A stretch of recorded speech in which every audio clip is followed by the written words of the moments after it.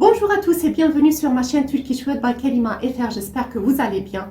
Alors dans cette vidéo, on va voir comment conjuguer un verbe au passé indéfini dans la langue turque, c'est-à-dire le belirsiz geçmiş zaman. C'est celui des mish, mush, mouche et mush. Je sais que vous m'avez beaucoup demandé ce cours, donc on va faire la base et après bien sûr on va passer au temps composé. Alors mais avant de commencer la vidéo, je vais vous expliquer quand est-ce qu'on utilise ce temps. Alors écoutez-moi bien. On utilise ce temps quand on veut exprimer une action dont on n'a pas été témoin, c'est-à-dire on ne l'a pas vu de nos propres yeux, c'est quelqu'un qui nous l'a raconté. Par exemple, quelqu'un vient à vous et vous dit que votre ami a acheté une voiture et vous voulez exprimer que mon ami a acheté une voiture, mais je ne l'ai pas vu, j'ai pas vu ça, j'ai pas vu cette action, alors vous utilisez ce temps. Vous dites benim arkadaşım bir araba almış.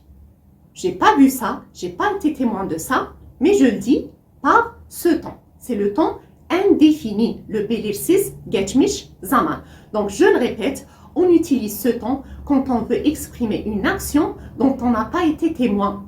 On n'a pas vu ça de nos propres yeux, c'est quelqu'un qui nous l'a raconté. Donc maintenant, sans plus attendre, on va commencer la vidéo. Alors pour conjuguer un verbe au passé indéfini dans la langue turque, c'est-à-dire le belirsiz geçmiş zaman, on prend en premier notre base verbale, c'est-à-dire après avoir enlevé le suffixe de l'infinitif qui est soit le mec, soit le mak. Ensuite, on rajoute soit mish, soit mush, soit mush, soit mouche, selon la deuxième règle de l'harmonie vocalique. Et à la fin, on rajoute notre suffixe de personne.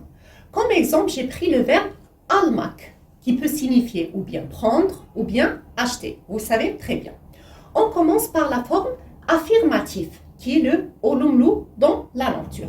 Alors, on dit ben almışım.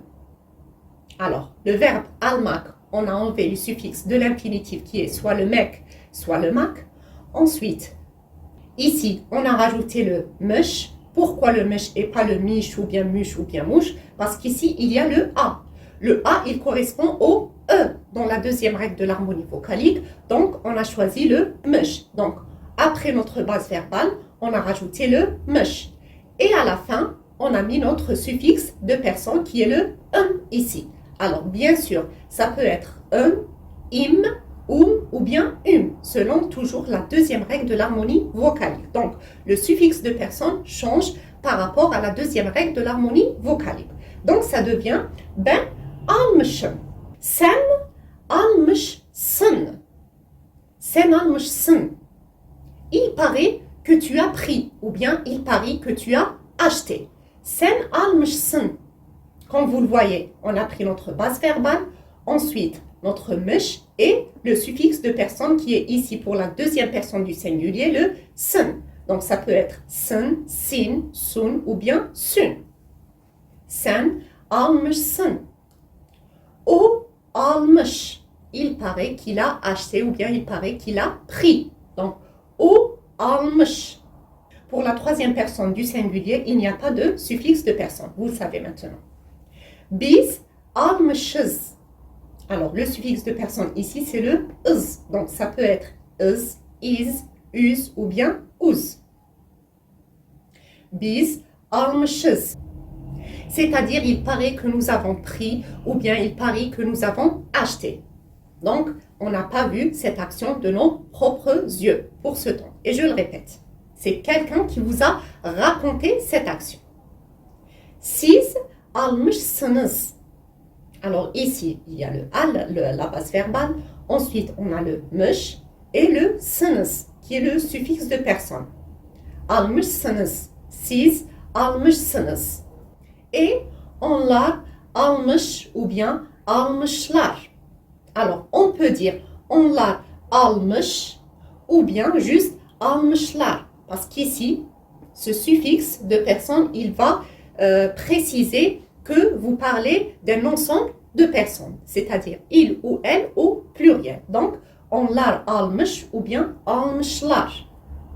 Je répète, pour ce qui est de la forme affirmative, le olumlu dans la langue turque, on a ben almışım, sen almışsın, o almış, biz almışız, siz almışsınız. Et onlar almışlar. On passe maintenant à la forme négative, qui est le olumsuz dans la langue turque. Alors, ici, entre la base verbale et le mish ou bien mesh, mouche, etc., on rajoute ou bien ma ou bien mais pour exprimer la négation ici. C'est-à-dire, selon ici, bien sûr, la première règle de l'harmonie vocalique pour ce qui est de la négation, juste la négation. Ici et ici, c'est selon la deuxième règle de l'harmonie vocalique. Donc, la première et la deuxième règle. Donc, ça devient ben almamışım. Ben almamışım. Sen almamışsın. Donc ici, on a rajouté, pourquoi on a rajouté le ma ici, le A? Parce qu'il y a ici le A. O almamış.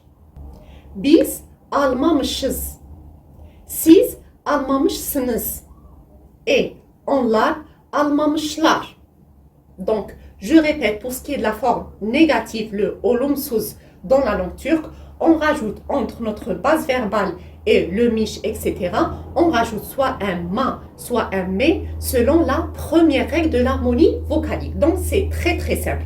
Quand vous connaissez cette règle, le reste devient très très simple. Donc, ça devient ben almamışım, sen almamışsın, o almamış, biz almamışız, siz almamışsınız et onlar almamış ou bien almamışlar. Maintenant, on va passer à la forme interrogative qui est le soru dans la langue turque. Alors ici, on prend toujours notre base verbale suivie du mish, mush, mush ou bien mouche. On laisse un espace et on rajoute ou bien miyim, ou bien miyim, ou bien muyum, ou bien muyum, selon la deuxième règle de l'harmonie vocalique.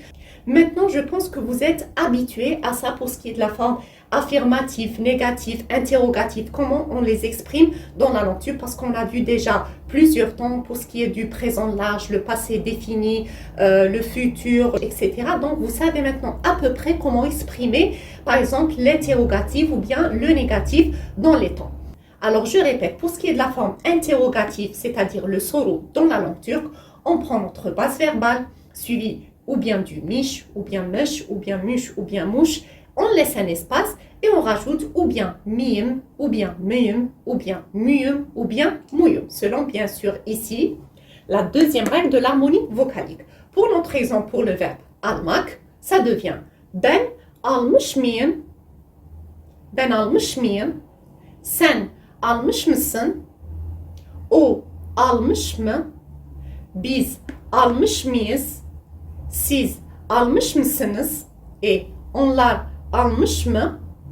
Alors, comme vous le voyez, pour conjuguer n'importe quel verbe au passé indéfini dans la langue turque, c'est-à-dire le belirsiz, geçmiş, zaman, on prend notre base verbale suivie ou bien du mish, ou bien de mush, ou bien du mush, ou bien du mouche, selon, et je le répète, la deuxième règle de l'harmonie vocalique, et à la fin, on met notre suffixe de personne. Alors, pour ce qui est du suffixe de personne pour la forme affirmative, il faut le savoir, parce que ici, il y a le ou bien im, ou bien ou bien ici ou bien sin, ou bien sun, ou bien sun, ou bien sun.